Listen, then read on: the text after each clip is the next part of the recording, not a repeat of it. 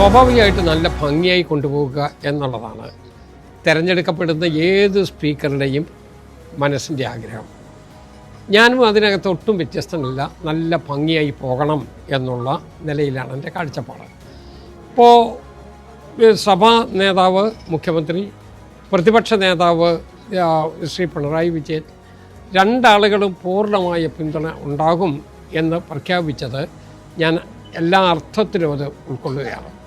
അപ്പോൾ നല്ല ഭംഗിയോടുകൂടി ഈ സഭ 138 വർഷത്തെ പാരമ്പര്യമുള്ളതാണ്.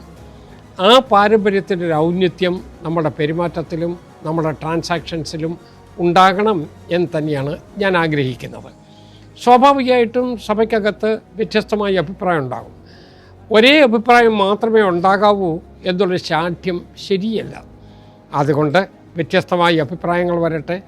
അത് പൊതുവായി എല്ലാ കാര്യങ്ങളും മെച്ചപ്പെടുത്തി പോകുന്നതിന് വേണ്ടിയുള്ള നിർദ്ദേശങ്ങളുണ്ടാവട്ടെ.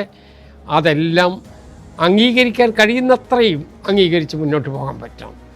പക്ഷേ എനിക്കൊരു മോഹമുണ്ട്. നമ്മളുടെ ചെറുപ്പക്കാർ പ്രത്യേകിച്ചൊരു പ്രായമെത്തിക്കഴിയുമ്പോൾ അവർ വോട്ടിങ്ങിൽ തന്നെ വരുന്നുണ്ടോ എന്നൊരു സംശയം പല കേന്ദ്രങ്ങൾ ചൂണ്ടിക്കാണിച്ചിട്ടുണ്ട്. അപ്പോൾ ജനാധിപത്യത്തിൽ അവരെ കൂടുതൽ നമുക്ക് അടുപ്പിച്ച് പോകുന്നതിന് വേണ്ടിയുള്ള ഔട്ട്റീച്ച് പദ്ധതികൾ എന്തൊക്കെ ചെയ്യാൻ പറ്റും എന്നതിനെക്കുറിച്ച് ആലോചിക്കുകയും ചെയ്യേണ്ടതാണ്. അതുപോലെ തന്നെ നമ്മുടെ പോപ്പുലേഷനിലെ ഭൂരിപക്ഷം വനിതകളാണ്. അവരുള്ള പ്രത്യേകത എങ്ങനെ നിയമസഭയ്ക്ക് പാലിക്കാൻ കഴിയും എന്നുള്ളത് നമ്മൾ പരിശോധിക്കുകയാണ്. ഇതെല്ലാം കൂടി ഒരുമിപ്പിച്ച് അതോടൊപ്പം വിവിധ പ്രശ്നങ്ങൾ നമ്മുടെ മുമ്പിൽ വരും. അതിന് പരിഹാരമുണ്ടാക്കി ഒരു മാതൃകാപരമായ സഭ എന്നുള്ള നിലയിൽ ഈ കേരള നിയമസഭ പോകും എന്നുള്ള പ്രത്യാശയാണ് എനിക്കുള്ളത്.